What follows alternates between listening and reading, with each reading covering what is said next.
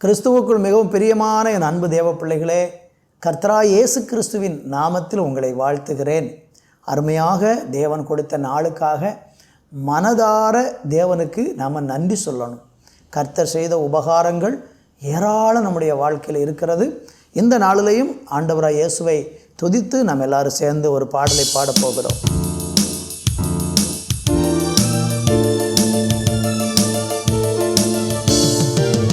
ஆரவார ஆர்ப்பாட்டம் அப்பா சந்நிதியில், நாளெல்லாம் கொண்டாட்டம் வல்லவர் முன்னிலையில். ஆரவார ஆர்ப்பாட்டம் அப்பா சந்நிதியில், நாளெல்லாம் கொண்டாட்டம் வல்லவர் முன்னிலையில். நன்றி பாடல் தினமும் பாடுவோம், நல்ல தேவனை உயர்த்தி பாடுவோம். நன்றி பாடல் தினமும் பாடுவோம், நல்ல தேவனை உயர்த்தி பாடுவோம். அரவர ஆர்ப்பாட்டம் அப்பா சந்நிதியில், நாளெல்லாம் கொண்டாட்டம் வல்லவர் முன்னிலையில். அரவர ஆர்ப்பாட்டம் அப்பா சந்நிதியில், நாளெல்லாம் கொண்டாட்டம் வல்லவர் முன்னிலையில். கல்வாரி சிலுவையிலே கர்த்தர் இயேசு வெற்றி சிறந்தார். கல்வாரி சிலுவையிலே கர்த்தர் இயேசு வெற்றி சிறந்தார். கண்ணீரை மாற்றி நம்ம காலமெல்லாம் மகிழச் செய்தார். கண்ணீரை மாற்றி நம்ம காலமெல்லாம் மகிழச் செய்தார். நன்றி பாடல் தினமும் பாடுவோம், நல்ல தேவனை உயர்த்தி பாடுவோம். நன்றி பாடல் தினமும் பாடுவோம், நல்ல தேவனை உயர்த்தி பாடுவோம். அரவர ஆர்ப்பாட்டம் அப்பா சந்நிதியில், நாளெல்லாம் கொண்டாட்டம் வல்லவர் முன்னிலையில். அரவர ஆர்ப்பாட்டம் அப்பா சந்நிதியில், நாளெல்லாம் கொண்டாட்டம் வல்லவர் முன்னிலையில். ஆண்டவரே, உமக்கு நன்றி சொல்லுகிறோம். பரிசுத்த ஆவியானவரே, இந்த நாளில் உமக்கு நன்றி செலுத்துகிறோம். ஆண்டவரே, எங்களுக்காக சிலுவையில் ஜீவனையே கொடுத்த தேவன், எங்களுக்காக சிலுவையில் மரித்து அடக்கம் பண்ணப்பட்டு உயர்த்தெழுந்து இன்றைக்கும் ஜீவனோடு இருக்கிற எங்கள் நல்ல தகப்பனே, உங்கள் பரிசுத்தமுள்ள நாமத்தை நாங்கள் உயர்த்தி மகிமைப்படுத்துகிறோம்.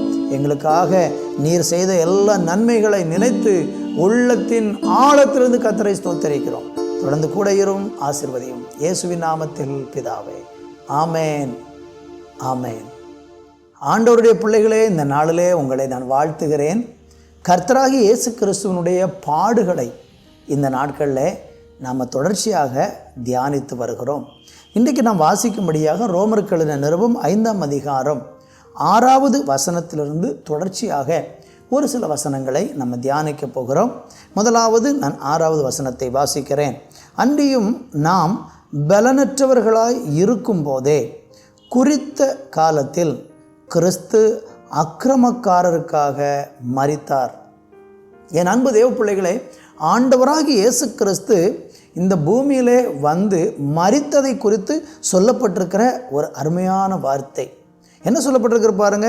ஆண்டவராகிய இயேசு கிறிஸ்து நாம் பலனற்றவர்களாக இருக்கும்போதே, நம்ம எல்லாரும் பாவத்தில் பலவீனத்தில் வாழ்ந்து பாவத்தில் விழுந்து பாவம் செய்து வாழ்ந்து கொண்டு ஒரு பலவீனர்களாகவே வாழ்ந்து கொண்டு இருக்கும்போதே குறித்த காலத்தில் அக்கிரமக்காரருக்காக அவர் மரித்தார் என்று வேதம் சொல்லுகிறது. தேவனுடைய பிள்ளைகளே, தொடர்ந்து நீங்கள் படித்து பாருங்கள் அந்த வசனங்களை. சொல்கிறாரு, நீதிமானுக்காக ஒருவன் மரிக்கிறது அரிது. 7வது வசனம். நல்லவனுக்காக ஒருவேளை ஒருவன் மரிக்க துணிவான் என்று சொல்லப்பட்டிருக்கிறது. நல்லா கவனிங்க. ஆண்டவர் சொல்கிறாரு, நீதிமானுக்காக ஒருவன் மரிக்கிறது அரிது, நல்லவனுக்காக ஒருவேளை ஒருவன் மரிக்க துணிவான். நல்லவங்களுக்காக மரிக்கிறவங்களை நிறைய பேரை பார்க்க முடியும். ஒரு நாட்டுக்காக, ஒரு நல்ல தலைவனுக்காக, ஒரு நல்ல அரசியல்வாதிக்காக, இன்னும் நாட்டுக்கு நல்லது செஞ்சுருக்கிறாங்கன்னா அவங்களுக்காக உயிரை தியாகம் பண்ணுறவங்கள நம்ம நிறைய உலகத்தில் பார்க்க முடிகிறது. ஆனால் ஆண்டவராக இயேசு கிறிஸ்து மரித்தது எதுக்காக தெரியுமா? நல்லவங்களுக்காக மரிக்கலை, அக்கிரமக்காரருக்காக மரித்தார். நம்ம எல்லாரும் தேவனுக்கு முன்பாக பாவம் செய்து தேவனுடைய மகிமையை இழந்து போனவங்க.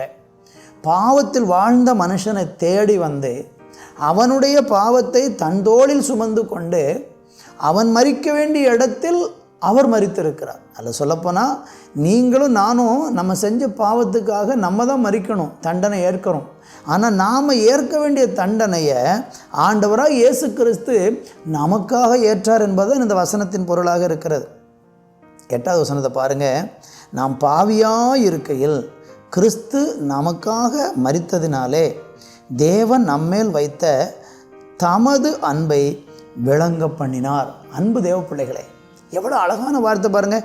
நம்ம எல்லாரும் பாவியாக இருக்கும்போது மரிச்சிருக்கிறார். ஒருவேளை அந்த வசனத்தை கேட்குற நீங்கள் ஏதோ ஒரு விதத்தில் ஒரு பாவத்தில் அடிமையாக இருக்கலாம், பாவத்தில் பிடிக்கப்பட்டிருக்கலாம். எனக்கு இந்த பாவத்திலேருந்து விடுதலையே இல்லையே, நான் எப்படி மன்னித்து விடுதலையாக போகிறேன்னு சொல்லி ஏங்கி கொண்டு இருக்கலாம். கர்த்தர் சொல்கிறாரு, நீங்கள் பாவியாக இருக்கையிலே கிறிஸ்து நமக்காக மரிச்சாராம். நம்ம இன்றைக்கி உலகத்தில் பார்த்திங்கன்னா நல்லவங்க மட்டும் என்கிட்ட வாங்க அப்படின்னு அழைக்கக்கூடிய தெய்வங்கள் தான், மார்க்கங்கள் தான் நிறைய இருக்குது. ஒரு மார்க்கத்தில் அது எந்த ஒரு மதமாக இருக்கட்டும், எந்த ஒரு மார்க்கமாக இருக்கட்டும், நீங்கள் அந்த மார்க்கத்தில் எடுத்துக்கொள்ளுங்க, கடவுள் அண்டைக்கு வரக்கூடிய மனிதவங்க நல்லவங்க தான் வர முடியும். பாவிக்கிட்ட வரக்கூடாது. அவங்கெல்லாம் ஒதுக்கப்பட்டவங்க, புறம்பே தள்ளப்பட்டவங்க, தீட்டுள்ளவங்கன்னு சொல்லி அவங்கள ஒதுக்கி ஓரங்கட்டி அப்படிப்பட்ட மார்க்கங்கள் தான் இன்றைக்கி உலகத்தில் ரொம்ப இருக்குது.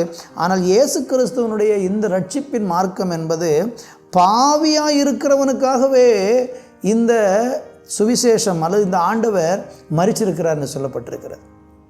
அப்படின்னா நல்லவங்களை நீங்கள் எங்கேயும் தேட முடியாது. எல்லா மனிதனும் பாவம் செய்து தேவனுடைய மகிமை இழந்தார்கள் என்று சொல்லப்பட்டிருக்கிறது. அப்படி எல்லா மனிதனும் பாவம் செஞ்சு தேவ மகிமை இழந்ததுனால பாவியாக இருக்கிற எல்லா மனுஷனுக்காக இயேசு மரித்தார். அதனால் என்ன சொல்லப்பட்டிருக்கு, நம்ம மேலே தேவன் வைத்த அன்பை ஆண்டவர் விளங்க பண்ணியிருக்கார். பாருங்களேன், நம்ம மரிக்க வேண்டிய இடத்துல இன்னொரு ஆள் மரிக்கிறார்னா அவருக்கு நம்ம மேலே அன்பு இல்லாமல் அவர் மரிக்க மாட்டார். அப்போ இயேசு நாம் மரிக்க வேண்டிய இடத்துல அவர் நமக்காக மரித்ததுனால அந்த அவருடைய அன்பை அவர் நமக்கு விளங்க பண்ணியிருக்கிறார். இந்த வார்த்தையை கேட்குறேன் அன்பு சகோதர சகோதரிகளே, உங்கள் வாழ்க்கையில் நீங்கள் உங்கள் பலவிதமான பாவத்தின் பிடியில் வாழ்ந்து கொண்டு விடுதலை இல்லாமல் இருக்கிறீங்கன்னா உங்களுக்காகத்தான் இயேசு மரிச்சிருக்கார். நீங்கள் ஒருவேளை பலவீனர்களாக இருக்கலாம், நீங்கள் பலனற்றவர்களாக இருக்கலாம், அல்லது பாவத்தினால் நீங்கள் உங்கள் சரீரத்தை கெடுத்தவங்களாக இருக்கலாம், அல்லது ஏதோ ஒரு விதத்தில் அந்த பாவம் உங்களை மேற்கொண்டு நீங்கள் வாழ்க்கையில் முன்னேறவே முடியாமல் அதுக்கு அடிமையாகி அது உங்களை அடக்கி ஆண்டு கொண்டு இருக்குதா, கவலைப்படாதீங்க. ஏசப்பட்ட வாங்க, ஆண்டவரே இந்த பாவத்திலிருந்து எனக்கு விடுதலை கொடுங்க, எனக்காக நீங்கள் என் பாவங்களெல்லாம் சுமந்து சிலுவையில் மரிச்சிங்களே, இதோ என்ன ஒப்பு கொடுக்குறேன்னு ஒப்பு கொடுத்து பாருங்கள், உங்கள் வாழ்க்கையை கர்த்தர் பிரகாசமாய் மாற்றுவார். நாம் சேர்ந்து ஜெபிக்க போகிறோம். அன்பு தகப்பனே, பாவத்தில் வாழ்ந்து பாவத்தில் மரிக்கிற நிலையில் வாழ்ந்து கொண்டிருக்கிற எங்கள் ஒவ்வொருவருடைய பாவங்களுக்காக நீங்கள் சிலுவையில் மரிச்சிங்களே, எங்களுக்காக நீங்கள் மரிச்சிருக்கிறீங்க. இன்றைக்கி நாங்கள் உங்களை விசுவாசித்து உங்களை பின்பற்ற எங்களை முழுவதுமாக முற்றிலுமாக அர்ப்பணித்து ஜெபிக்கிறோம். நீங்கள் அப்படியே செய்ய போகிறதற்காக நன்றி, எங்களை தாழ்த்துகிறோம். இயேசுவின் நாமத்தில் பிதாவே, ஆமேன், ஆமேன்.